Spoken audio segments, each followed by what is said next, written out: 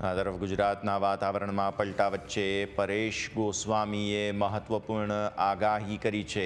બંગાળની ખાડીમાં જે લો પ્રેશર સર્જાયું છે તથા રાજસ્થાન પાસે એક સાયક્લોનિક સર્ક્યુલેશન છે, જેને કારણે હવામાનમાં પલટો આવ્યો હોવાની વિગતો સામે આવી છે। હવામાન નિષ્ણાંત પરેશ ગોસ્વામીએ ન્યૂઝ કેપિટલ સાથેની ખાસ વાતચીતમાં મહારાષ્ટ્ર બોર્ડર વિસ્તાર અને ડાંગ, વલસાડ, વાપી, નવસારીમાં છૂટાછવાયા ઝાપટાની સંભાવના વ્યક્ત કરી છે। તો મહત્વપૂર્ણ સમાચાર અત્યારે ફિલહાલ સામે આવી રહ્યા છે। ઘણા વિસ્તારોમાં છૂટાછવાયો વરસાદ ખાબકી શકે છે, ઝાપટાની શક્યતા પણ જોવા મળી રહી છે। કારણ છે બંગાળની ખાડીમાં જે લો પ્રેશર સર્જાયું છે તથા રાજસ્થાન પાસે સાયક્લોનિક સર્ક્યુલેશન છે કે જેના કારણે રાજ્યના વિવિધ વિસ્તારો, ખાસ દક્ષિણ ગુજરાતના વિસ્તારો છે કે જ્યાં વરસાદ ખાબકી શકે છે। મહારાષ્ટ્રના બોર્ડર વિસ્તારમાં ડાંગ, વલસાડ, વાપીમાં છૂટાછવાયા વરસાદની શક્યતા છે।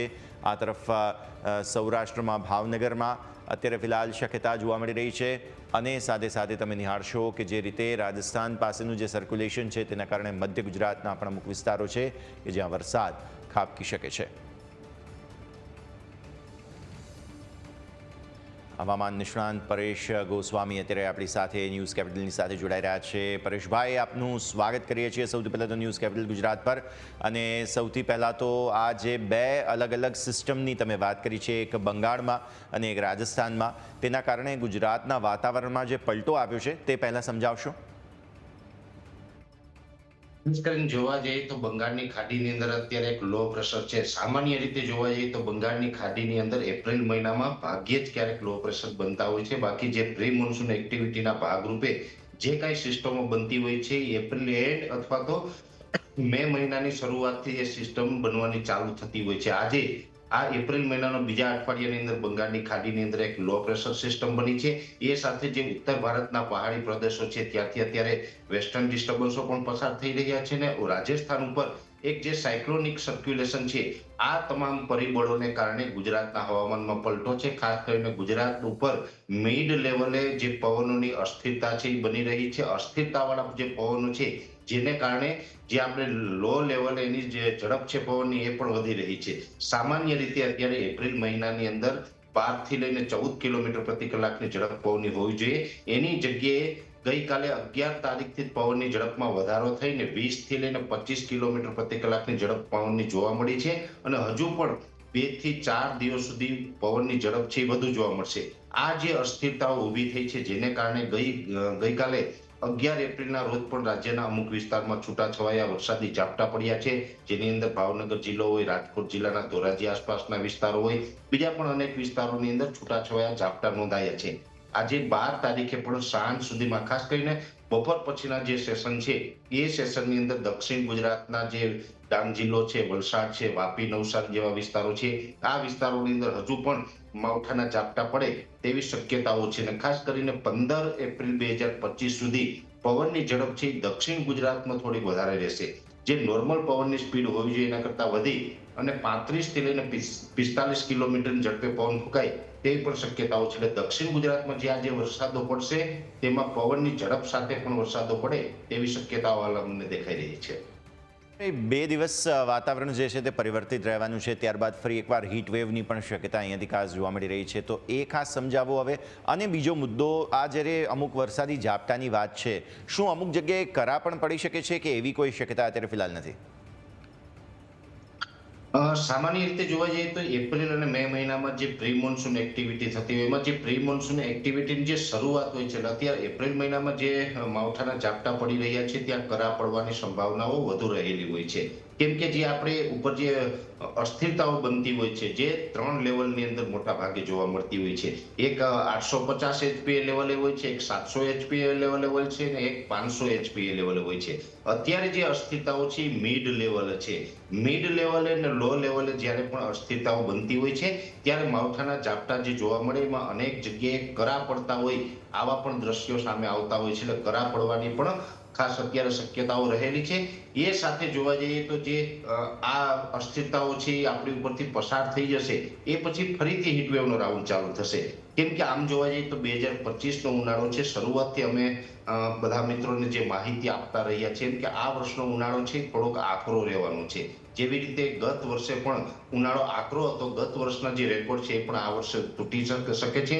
જેવી રીતે માર્ચ મહિનામાં સામાન્ય કરતાં ઊંચું તાપમાન જોવા મળ્યું, એપ્રિલ મહિનાના પ્રથમ અઠવાડિયામાં પણ ઊંચું તાપમાન જોવા મળ્યું ને ખાસ કરીને 29 માર્ચથી જે હીટવેવનો રાઉન્ડ ચાલુ થયો હતો એ 10 એપ્રિલ સુધી આપણે કન્ટિન્યુ ચાલ્યો, એટલે 12 થી 13 દિવસનો એક લાંબો રાઉન્ડ ચાલ્યો છે. આની અંદર અનેક જગ્યાએ તાપમાન છે 41 થી લઈ અને 44 ડિગ્રીની રેન્જમાં જોવા મળ્યું. હવે અત્યારે જે આ મિડ લેવલની અસ્થિરતાઓ છે એ 15 તારીખ સુધી ચાલવાની છે. 15 તારીખે આ અસ્થિરતાઓ પૂર્ણ થશે, આ જે માહોલ ફરીથી પાછો બદલાશે, એટલે 15 તારીખથી ફરીથી પાછો હીટવેવનો એક નવો રાઉન્ડ ચાલુ થશે. 15 તારીખથી જે હીટવેવનો રાઉન્ડ ચાલુ થશે એ થોડોક વધારે લાંબો પણ હોઈ શકે છે અને જે ગયા રાઉન્ડની અંદર હીટવેવ હતી, જે ઊંચું તાપમાન જોવા મળ્યું હતું એના કરતાં પણ વધુ તાપમાન જોવા મળે એવી શક્યતાઓ છે. ગયા રાઉન્ડની અંદર મેક્સિમમ 44 ડિગ્રી તાપમાન આપણે જોયું છે.